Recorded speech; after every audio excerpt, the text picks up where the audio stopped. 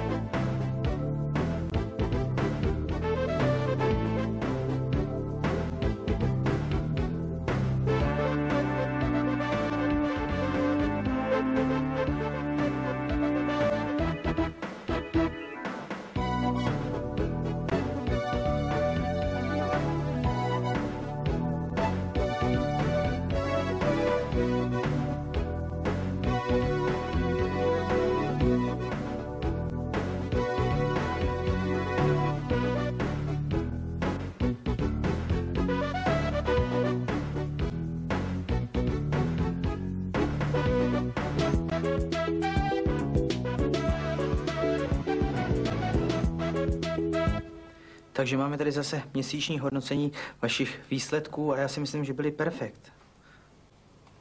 Výsledok je síce dobrý, ale tiež som mala svoju slabú chvíľku, keď som sa zastavila na 102 kg a stala som tam 7 dní.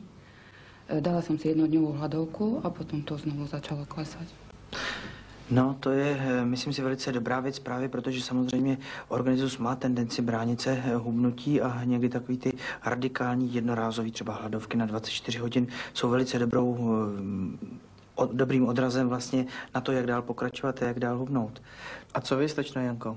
Keďže ja som minulý mesiac schudla najmenej, pridala som si beh po schodoch. Susedia síce tomu hovoria rachot a buchot a taktiež naďalej dodržujem dietu, obmedzujem chlieb, zákusky úplne som vylúčila a prílohy. Takže výborne.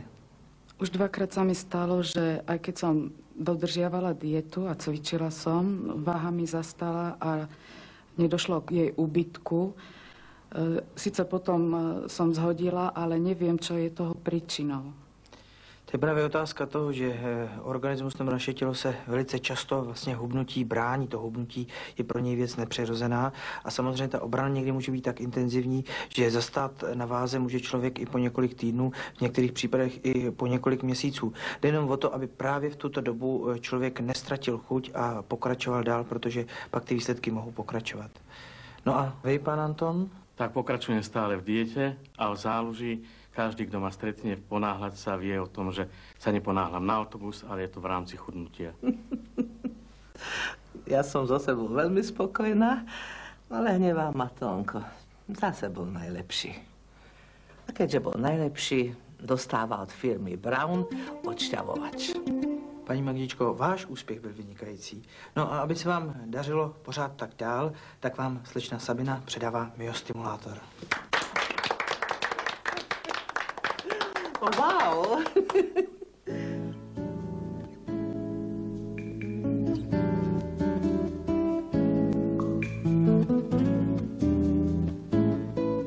Prekrásne piešťanské kúpele lákajú pacientov aj rekreantov z blízkeho aj širokého okolia.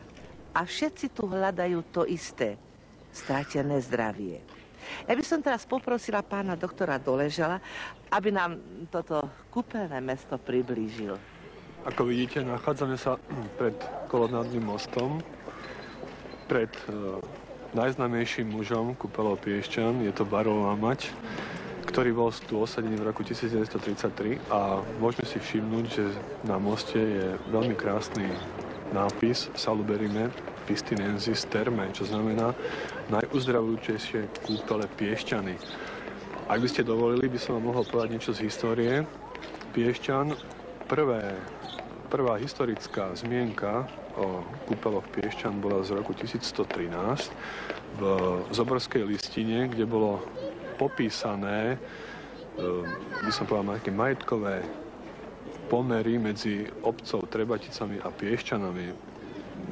Vlastne tam sa datuje prvá písomná zmienka o Piešťanoch, ktoré sa nazývali v tom čase Pescan alebo Peskan. Prvá zmienka o kúpeloch Piešťany bola v roku 1549, kde napísal pán Bernher jednu veľmi peknú prácu. Tá práca sa volá Podivuhodné vody Uhorska, kde popísal vlastne, akým spôsobom sa v kúpeloch Piešťany liečí. V ďalšom období napísal veľmi peknú prácu doktor Scherer, ktorý založil aj Vojenský kúpeľný ústav, kde už popisuje účinky našej vody a nášho sírneho bána na organizmus. Ďalší veľký rozmach kúpeľov môžeme vidieť v tom čase, keď kúpele prebrali do prenájmu rodina Winterovcov. Bolo to v roku 1889, keď Alexander Winter od Erdédiovcov prebral kúpele do svojho prenájmu na 100 rokov.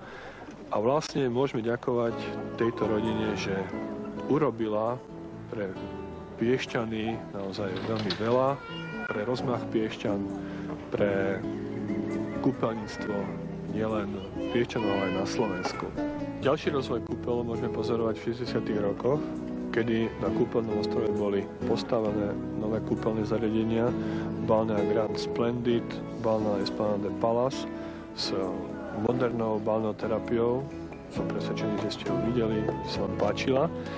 S tým, že samozrejme okrem liečby pohybového aparátu, ktorá je naša dominantná liečba, poskytujeme pacientom rôzne programy a jedným z programov je aj program obezity, ktorý je, by som povedal, veľmi dôležitý pri liečbe pohybového aparátu, vzhľadom k tomu, že veľmi zaťažuje, obezita zaťažuje nosný aparát a keď pacient schudne, určite má aj lepšie výsledky v svojom pohybe, v kondícii a určite sa aj lepšie cíti.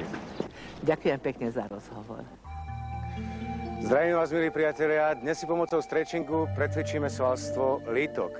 Cvik je veľmi jednoduchý. Urobíme výpon na špičky, ruky dáme v bok a vydržíme v tejto polohe 10 až 30 sekúnd.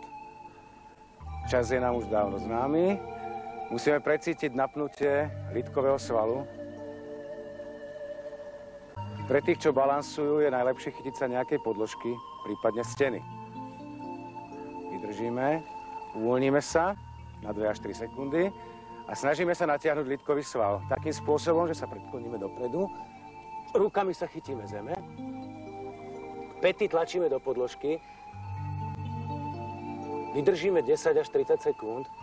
Myslím, že poriadne cítime natiahnutie lítkového svalu. To je výborné. Fajn, docvičíme. Ďalší cvik. Jednou nohou vykročíme dopredu.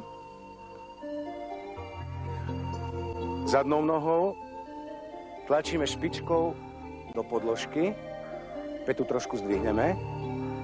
Musíme precítiť napnutie lítkového svalu. Vydržíme 10 až 30 sekúnd. Fajn. To isté potom zopakujeme aj s druhou nohou. Uvoľníme na 2 až 3 sekundy. A teraz vykročíme ešte viac. Tlačíme pätou do podložky. Rukami sa oprieme o koleno. A prepadávame panvou dopredu dole. Výborne. Natiahneme poriadne lítkový sval. Fajn. Tak a docvičíme. Ďakujem a teším sa na stretnutie s vami na budúce. Dovidenia.